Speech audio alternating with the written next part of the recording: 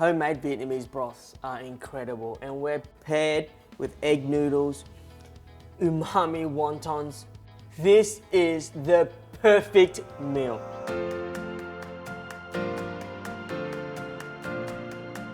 Plump and silky pork and prawn wontons served in a delicate and umami-filled pork bone broth.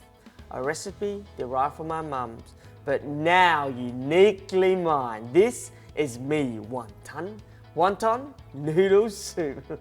There are many Chinese dishes that have been introduced to Vietnamese culture due to historical influences, and wonton noodle soup is one of them. You'll find a plethora of wonton noodle soup vendors on the streets of Vietnam and variations in Vietnamese households.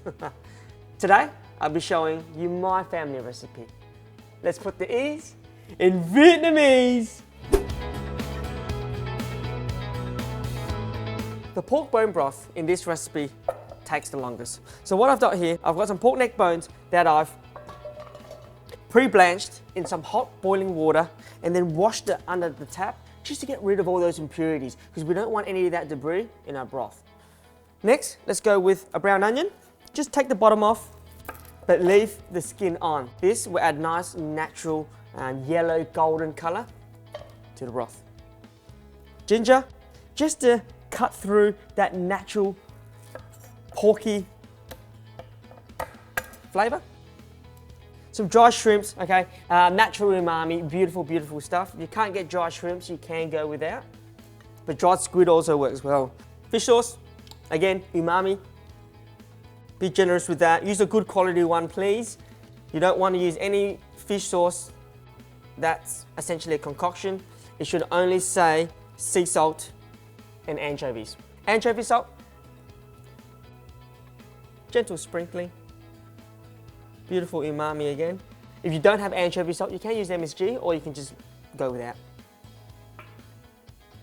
Sea salt.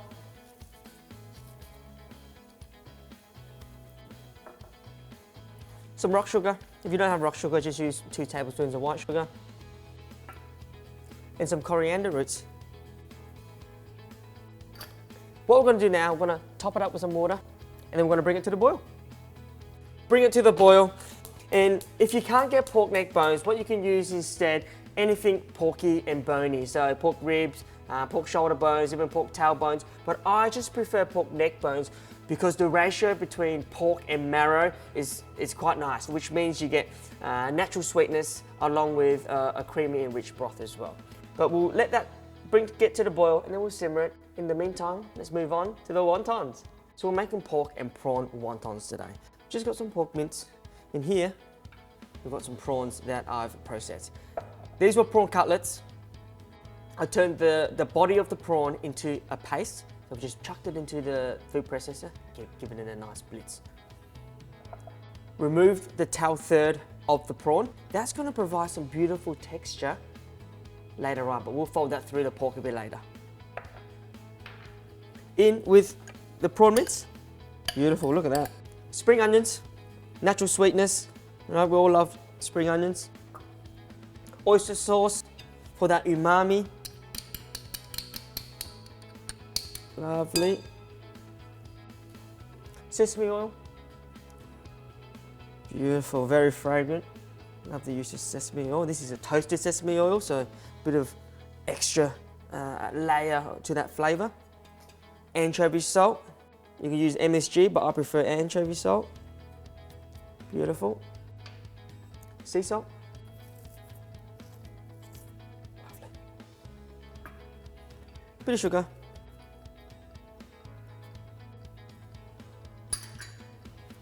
And some cracked white pepper. Now, mix it in well and take your time with it. All right, that's looking pretty grand. I quite like that. In they go. Perfect. And when you're wrapping them, try to get a little wonton tail in each wrapper. It gives you a burst of prawn as you're enjoying your plump wontons. All right, lovely, it's time to wrap. So there's 2 ways to wrap wontons, and they're both as easy as each other. Here's one way. Grab the back of your teaspoon, Pop it on there, and I'm a man of my word. Pop on a little prawn burst, lovely, and then just pinch it together like so. This is what I call the pinch method. That's it, not too firm, just enough, just to stick it together. You're gonna use the mince almost like glue to stick the sides together. You can see here, pretty much no gaps, all right, lovely. That's one. And the second method, again, pop that on there, grab a prawn. What you want to do this is the triangle method. You fold it into a triangle, and you flatten the mince, and you use that as your seal. Just like so, okay. With the triangle technique, you get a different texture around the outside, so it's nice and silky. Similarly, with the pinch method, it's a bit rough around the edges. So sometimes when you're scooping these up, you do get a little bit of broth in there. Not a lot, but each to their own. I love both. My son loves this one, and I like this way. So this pork bone broth has been simmering and simmering and simmering. I can tell it's perfect and almost ready because all these lines of reduction. Now, don't remove these lines of reduction. You don't want to add any water. That's what restaurants do. Vietnamese food typically is undervalued. So what people have to do in a restaurant scene is pump it with water and amp it with MSG. That's how they make money on their bowls. But at home, we don't do that kind of thing, would we? No way. What we're going to do, we're going to taste it and leave it as is. We're going to be greedy. We're going to keep all the flavour to ourselves. Oh, porky. Coriander, oniony, and there's a bit of salt. I want to go anchovy salt, so a bit of umami salt, and a bit more fish sauce. You want to over season it by about 20%, because once you go in with the wontons and the noodles, they'll balance out. Give it another taste. That is bang on. The dry shrimps that just came through as well. Oh, it's delicious. All right, all we have to do now is boil our noodles, boil our wontons, get the veg in, and just make a bowl.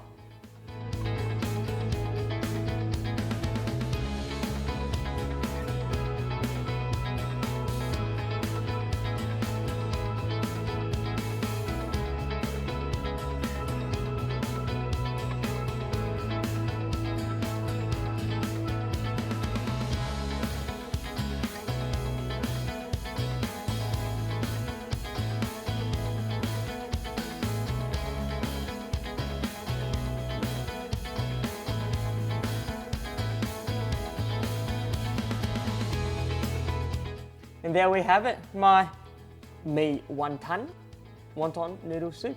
Let's get into it. Never wait on noodle soups. Otherwise the noodles themselves will just get soggy. Let's get straight into those wontons. They've been staring at me the whole time. Look at that, beautiful.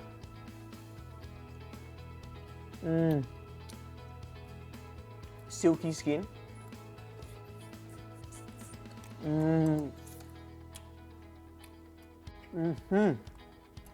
Now, another reason why I like pork neck bones is you get all this meat.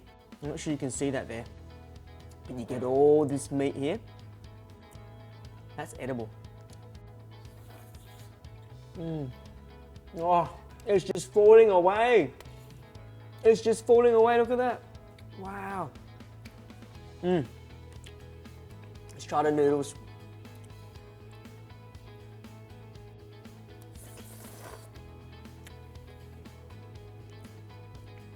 The broth. It's filling from the noodles, and the wontons, they're plump and they just pack their hands with flavour. They're just so addictive. The wontons themselves though, let's just zone in and focus on that. When I was eating it, it's because we use so much prawn, we're not stingy with the amount of prawns that we put in there. It's really rich in this savoury, naturally sweet flavour. So if you love wontons, and you love dumplings, or you just love Vietnamese noodle soups in general, give this recipe a whirl. You'll love it. It's a winter warmer, but I can even eat this in summer. That's how versatile and that's how delicious this is. You know what to do by now. Do yourself a favour for flavour.